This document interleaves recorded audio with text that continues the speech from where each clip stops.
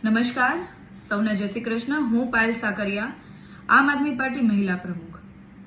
હાલમાં આમ આદમી પાર્ટી દ્વારા ગુજરાતના ખૂણે ખૂણેથી કે અલગ અલગ જિલ્લાઓમાંથી જે ખૂબ જ મજબૂત બહેનો છે કે જે મહિલાઓનો ખૂબ જ મજબૂતાઈથી અવાજ ઉઠાવી શકે એવા સક્ષમ બહેનો છે, ભણેલા છે। મોટાભાગની બહેનોએ ગ્રેજ્યુએશન કમ્પ્લીટ કરેલું છે, તો કોઈ LLB કમ્પ્લીટ કરેલું છે, તો કોઈ ડોક્ટર છે। એવા સક્ષમ બહેનોને પ્રદેશમાં મહિલા મોરચાના ઉપપ્રમુખ અને સંગઠન મંત્રી તરીકેની જવાબદારી આપવામાં આવી છે। આ જવાબદારી માત્ર પદ નથી, પરંતુ સન્માનની સાથે એક ક્રાંતિની શરૂઆત થઈ છે।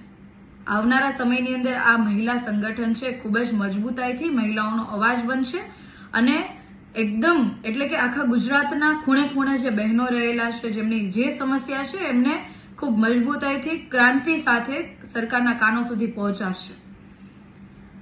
આમ આદમી પાર્ટીએ હંમેશા મહિલાઓને નેતૃત્વ કરવાની પૂરેપૂરી તક આપી છે અને હું ગુજરાતભરમાં રહેલા તમામ બહેનોને કહેવા માંગુ છું કે ક્યાં સુધી આપણે સૌ માત્ર ને માત્ર વોટ બેંક બનીને રહીશું।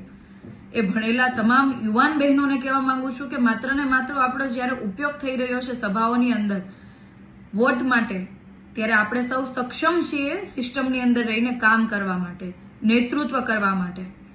તો જે નેતૃત્વ કરી શકે એવી તમામ બહેનો છે, તમામને કહેવા માંગુ છું કે આવો આ સિસ્ટમની અંદર રહેલી ગંદકીને દૂર કરવા માટે આપણે સૌએ સાવરણો સાથે રહીને પકડવો પડશે। આમ આદમી પાર્ટી મહિલાઓને, યુવાનોને પૂરેપૂરી તક આપી રહી છે નેતૃત્વ કરવાની, ત્યારે આ પરિવર્તનના રથમાં આપ સૌ પણ જોડાઓ। તમે પોતે તમારા ગામનું, તમારા શહેરનું, તમારા તાલુકાનું, તમારા જિલ્લાનું પોતે નેતૃત્વ કરો અને પોતે નેતૃત્વ કરીને આખી આ સિસ્ટમને ચેન્જ કરો। આજે આખા ગુજરાતભરની અંદર યુવાનો બેરોજગાર થઈ રહ્યા છે, ગુજરાતભરની અંદર ખૂબ જ મોટી સંખ્યામાં લોકો પીડાઈ રહ્યા છે, મહિલાઓ પીડાઈ રહી છે, મહિલાઓ સાથે ખૂબ જ બોલી પણ ના શકાય એવી ઘટનાઓ થઈ રહી છે, મહિલાઓ સુરક્ષિત નથી, એમની સાથે દુષ્કર્મ થઈ રહ્યા છે, મહિલાઓ ગુમ થઈ રહી છે, બાળકો આજે ખૂબ હેરાન છે, દિવસે ને દિવસે પ્રાથમિક કહેવાય કે ખાનગી શાળાઓની ફી વધી રહી છે, સરકારી શાળાઓ બંધ થઈ રહી છે, તમામ જગ્યાઓ ઉપર સામાન્ય લોકો ખૂબ પીડાઈ રહ્યા છે। ત્યારે આપણી સૌની જવાબદારી બને, આપણે સૌ ભણેલા છીએ, આપણે સૌ યુવાન છીએ, ત્યારે આપણી સૌની જવાબદારી બને કે આપણે આવનારી પેઢી માટે આપણે સૌ અવાજ બનીએ, આપણે આવનારી પેઢી માટે આપણે સૌ હાથમાં નેતૃત્વ લઈએ, આપણે પોતે નેતૃત્વ કરીએ આપણા વિસ્તારનું અને આપણા કહેવાય કે આજુબાજુના તમામ એરિયાનું।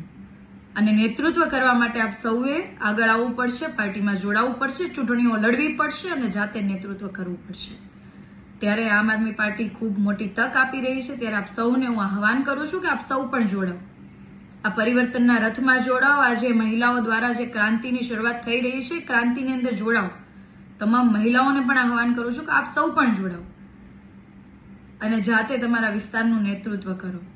આજે જે બહેનોને ખૂબ મહત્વપૂર્ણ જવાબદારી આપવામાં આવી છે, તમામ બહેનોને ખૂબ ખૂબ શુભકામનાઓ આપું છું અને આવનારા સમયની અંદર તમે તમારા વિસ્તારનું, તમારા વિસ્તારની રહેલી મહિલાઓની સમસ્યાઓ ઉજાગર કરશો અને ખૂબ મજબૂતાઈ સાથે આ સરકારના કાન સુધી પહોંચાડશો અને સત્તા પરિવર્તન માટેની ખૂબ મજબૂત ભૂમિકા ભજવશો એવી શુભકામનાઓ સાથે ગુજરાતના તમામ લોકોને કહેવા માંગુ છું કે આપ પણ આ પરિવર્તનની લડાઈમાં જોડાશો। જય હિન્દ।